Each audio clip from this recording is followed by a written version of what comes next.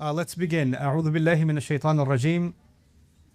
ولا تكونوا كالذين نسوا الله فأنساهم أنفسهم أولئك هم الفاسقون. رب اشرح لي صدري ويسر لي أمري واحلل عقدة من لساني يفقهوا قولي آمين يا رب العالمين. Today, inshallah, I will be sharing with you some reflections and some insights from a very powerful place in the Quran, Surah Al-Hashr. And Surah Al-Hashr is unique for many reasons. One of those reasons, Al-Hashr, one of those reasons is that at the end of Surah Al-Hashr, you have a collection of Allah's names that is not found anywhere else in the Quran in that way. It's unique. And it's a reminder of Allah like no other place in the Quran. Also, the Quran itself, one of the features of the Quran is that it describes itself.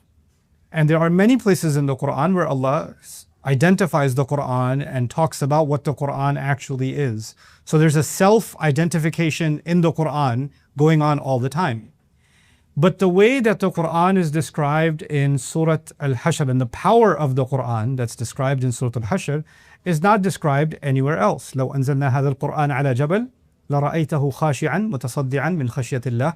This description that Allah gives of the Quran had it come down on a mountain, many of you might be familiar with it. Had it come down on a mountain, it would have collapsed and it would have been crushed by the fear of Allah. This is not found anywhere else in the Quran. Nothing even similar to this is found anywhere else in the Quran. So we've two interesting things. You have a unique dhikr of Allah that's not anywhere else in the Quran in Surah Al-Hashr. And you have a unique dhikr of the Quran that's not found anywhere else also in Surah Al-Hashr. So I want to start with these two observations. Then I'll take you one more outside place and then come back here. An interesting thing that happens in the Quran is Allah talks about remembering Him, the dhikr of Allah, and then He talks about the dhikr of the ayat of Allah. So there's two concepts that run parallel, the remembrance of Allah and the remembrance of the signs of Allah. Both of those things. And those who forgot Allah and those who forgot the signs of Allah. There's two separate concepts and sometimes they're intertwined. Similarly, we have this very famous phrase, many of you are familiar, وَاعْتَصِمُوا بِحَبْلِ اللَّهِ جَمِيعًا. Hold on to the rope of Allah.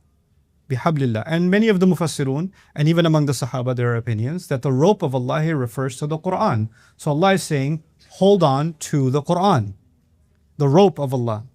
In Surah Al-Hajj, Allah will say, وَاعْتَصِمُوا بِاللَّهِ. Hold on to Allah. Instead of saying hold on to the rope of Allah, He says hold on to Allah. So there are two phrases that on the one hand, Allah was saying, remember the ayat of Allah, and then He says, remember Allah. And now He's saying, hold on to the rope of Allah, and then He says also, hold on to Allah. So we're seeing an interesting parallel.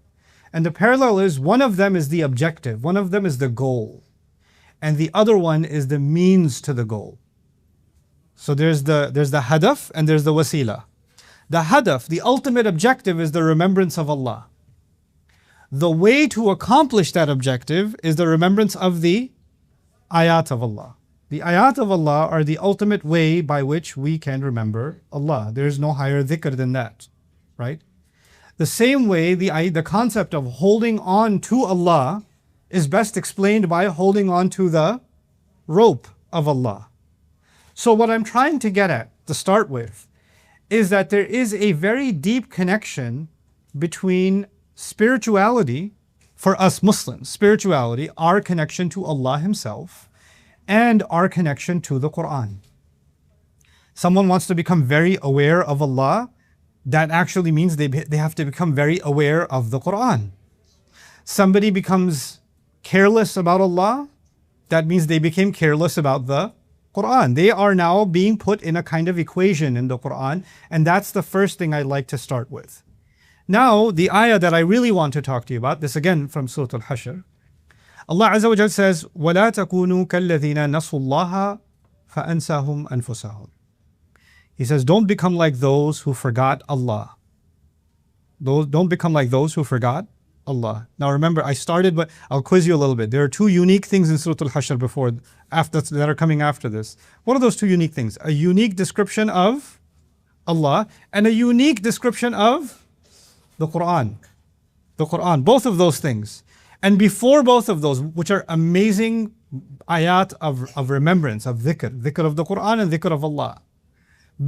Before them, Allah says, don't become like those who forgot Allah. And as a result, He made them forget themselves. فَأَنْسَاهُمْ أَنفُسَهُمْ. This sounds easy to say, that He made them forget themselves, but it's confusing. What does that mean? How does someone forget themselves? Nobody here forgets themselves. Actually, you remember yourself first before anything else. You always look out for number one. So what does Allah mean? If you don't remember Allah, you forget yourself. Mufassirun were battling this question. When they came to this ayah, people like Imam Fakhruddin al-Razi, Ibn Kathir, al-Qurtubi, Tabari, they were challenging themselves, asking, what does Allah mean that if you forget Allah, Allah makes you forget yourself? So they came up with a few answers. The most common answer in our history, in our tafsir history, is forgetting yourself means you forget what is best for you. Simply speaking. So you forget what is good for you and you forget what is bad for you, and in that way you forgot yourself. In other words, when you forget Allah, you forget that disobeying Allah is bad for you. And you forget that obeying Allah is good. You're the one who's benefiting when you obey Allah. You're the one that's hurting if you disobey Allah. You're the one who's hurting your akhirah and your dunya if you disobey Allah. But you forget that, and as a result, you forget your own benefit. So they kind of consider a hadf here. They consider an omission here, meaning they forget to look out for themselves. They forget what is beneficial for themselves instead of just forget themselves. That's how they explain it. Another explanation Imam Fakhruddin al-Razi offered in the Tafsir al-Kabir is that they forget who they are. They forget their reality on Judgment Day. You know, the day when a mother will drop her baby, a baby will turn gray-haired, everybody's running around. So they forgot all of their status from before. They used to be a big deal. They used to expect when they walk in the room, everybody's going to stand up, or everybody's going to say Assalamu alaikum to them first, or everybody's going to want to shake their hand. And now they're nobody on Judgment Day. They forget reminding other people. You know, people say, don't you know who I am?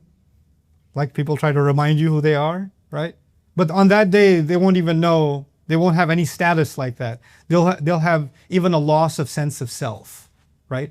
This is kind of similar in psychology to when you're in shock and you lose kind of awareness of your surroundings, right? And you kind of lose yourself in a moment. Right?